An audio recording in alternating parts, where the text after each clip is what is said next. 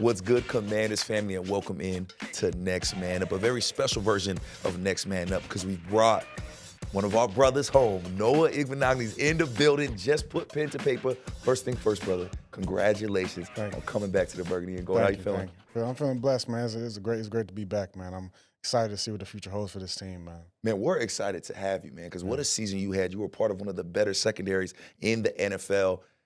When that happens, a lot of times you get other suitors, you get other places that may want you. What made you decide to come back this way?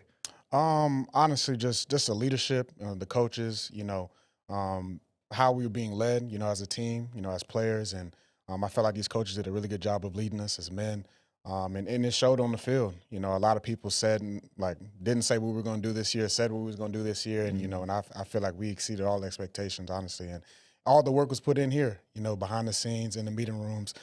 My bad, but. So that was the main thing for me, just the coaches and the players, the bond that we have as a team, so you don't get that too many places. So I'm glad to be back and get to be a part of it again. Can you give us more in-depth detail on what specifically makes the leadership here so effective? Because that was one thing that we've talked to every single person about. They talked about brotherhood, talked about family. Well, this was DQ's first time in the building. He was new just like the rest of you guys. How was it so effective so quickly? I feel like, it's one thing to be a leader, and it's crazy. I was reading this book, this morning about leadership, and, just because you have a leadership role or a title doesn't mean you're a leader, and so I feel like we have a lot of coaches who are in leadership roles who are actually good teachers, good leaders, good men themselves, and so, and it shows, because I feel like if you're not, it's also going to show in the way you lead, and so, like I said, I feel like the players itself showed, the coaching staff, they might not have been talked about that much last year. But even DQ, him coming from, him previous experience head coaching, like he's done this before. He's led before, and me being with him in Dallas as well, I saw that aspect of him as well. And so he's just a good teacher, man, and he brought other good teachers with him, and they were able to teach us, so yeah, and it showed. So how does an environment like this teach you how to be a better leader? Because I think it's dope. First of all, you gotta let us know what that book is, man. We gotta know. But the fact that it sounds like you're working on being a better leader. You understand how valuable that is. How has this environment helped hone that? Just last year for me, it was a career defining year for me. It changed my whole aspect of life about like what I could do as a player. And it started here, man. It started in OTAs last year around this time, and it was a built process. My confidence just kept getting higher and higher as the season kept going, and it showed, at the end of the year. I think we were like the third ranked, Yes, sir. DB room in the whole league as far as passing, so I mean that's a huge deal, and I remember at the beginning of the season we weren't ranked that high. And so just the fact just to see us grow and change into that, I really saw, what good leadership can do, so it pushed me even myself, I just got married, recently. Yes, so sir. like just step into a leadership role as that as well, but even before that, just leading my family, I'm the oldest of three, so being a big brother. So I've always kind of been a leader in that way too. So like just all around, like what God is doing in my life right now is truly amazing. So I had to come back here, because number one, God told me to as well. So it's just, I'm excited to be back, man. Amen. God is good, ain't He is, man. Yes, sir. And you said career-defining season.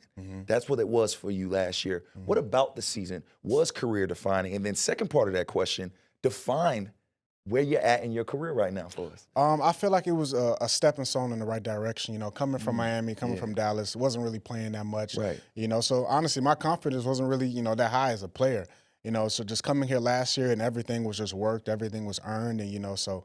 And being in Dallas and practicing and being in this system, I got to learn the system, of course. So, I had a head start when I came up here in the summer last year. So just going through that whole process and the season going how it was. And like I remember we talked in the season, I didn't know how the season was going to go. I didn't know exactly how things were going to turn out. But, I kept my faith. I kept my, my head down, kept working.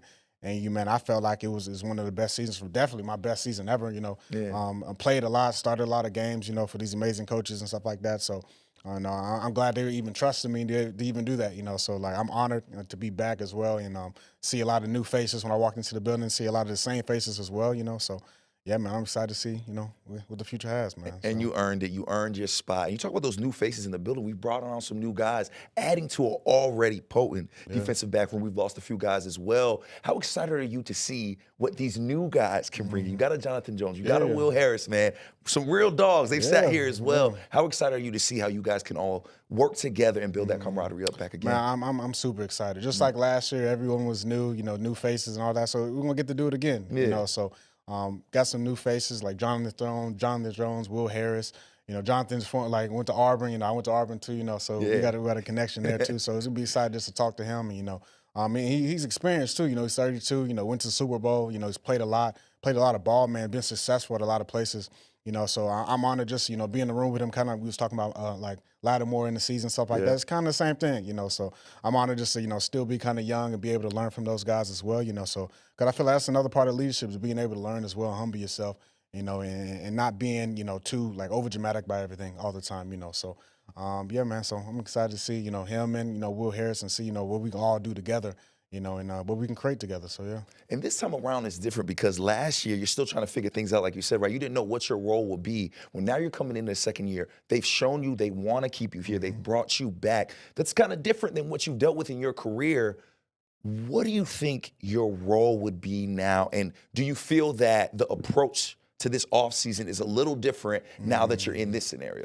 I do, and but one of the main things for me last year, I talked to these coaches, the opportunity was always there. The first thing when I talked to, my coach, Jason Simmons, he said, you're gonna get to dictate, what your role is. That's the thing I like, about being here is that they let you dictate your role. So you like whatever you decide you want to do, whatever you work towards and you get and you earn as a player, that's what you're gonna get. So I'm excited to get to do that over again, and of course with more experience. Played all last year, so I know more. My third year in the system as well, so I'm excited to see, what God, can do, honestly. I'm just a vessel, man. So, I'm just putting the work in now back in Atlanta, Georgia, so I'm going to come back ready on April 21st and, and let's just see what happens, man. Yeah. It seems like DQ and Joe Witt Jr. have a very specific type of player they want on their defense, somebody that is extremely versatile. We saw you line up outside. We saw you line up inside and find success in both. Where are you more comfortable at, if you could say? I'm honestly comfortable wherever they want me. I can play outside, I can play inside. Of course, I played more inside last year, and it was new for me, but it was exciting. And I felt like I found a home there as well. But I want to go back outside too, honestly. I want to be able to play both, if that's a possibility. But all that has to be earned, and there's going to be a time for that to happen and stuff like that. So I'll be ready.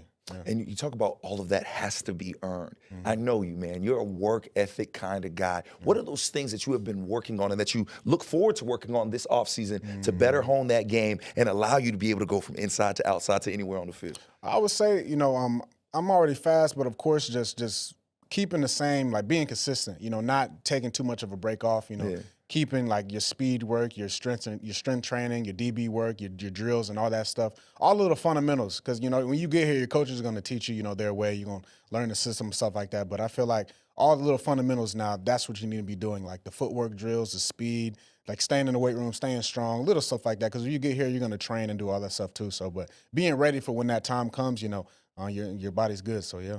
And I love bringing up Joe Witt Jr., man. I think what he does is incredible. I think he's underrated. I don't think he got enough love for what he did with us, especially with that secondary. Now, you said it, third year within his system. Can you talk on how you've seen Joe Witt grow as a coordinator? This was his first year as a coordinator, but I think we all knew he was ready for the task. Can you speak on that a little bit in your experience with Joe Witt Jr. and how he's helped you improve? Even in Dallas, man, he had in the defense, he had a leadership role there too. And, Dallas, a couple of years they were there, they were a top defense. We came here, a top defense, so, the work speaks for itself. I don't even have to say anything, so him being here last year and, I'm excited to get to work for him again and get to earn his trust again, earn his respect again, so as a player. And, yeah, man, I'm see what happens, man. Hey, man, we are so excited. No, I'm going to let you get up out of here because I know you are busy. But my last question for you, because you were in Dallas, you had a familiarity with this fan base as the enemy, right? Yeah. But now you got to be in here and see really what this fan base means when they love you. I'm sure you've gotten hit up a bunch since you've re-signed, man. Talk about this fan base and how special they were in the season that you had last year. I mean, it was, I don't really look at, social media too much, honestly, but, my family does, so they're always sending me stuff, so they're all they were sending me was all good and positive stuff, man, Not everywhere is like that, honestly. It's not. That's true. And so depending on, if you play good, if you play bad, so I feel like this organization, these fans, they really love you, especially if you put the work in, they see you working, they see you play on the field, see you sacrificing your body, for your teammates and your family, man. I feel like, man, that's real right there. You don't get that too many places, man. So I'm excited to be back and have an opportunity to play for them again, show what I can do, man. Well, Noah, just know you deserve that love that you get from the fans, man. You earned this day. I hope you're able to bask, and I hope you're able to celebrate with your loved ones, man. Congratulations on being back here, man. We're so excited to see you, and thanks for pulling up, man. Commanders family, our next man up. We brought him back to the crib, Noah Igbinoghene, brother. We appreciate you, man. And again, congrats on everything, and we can't wait to see how the season goes. Of course. Thank you, man. Thank you.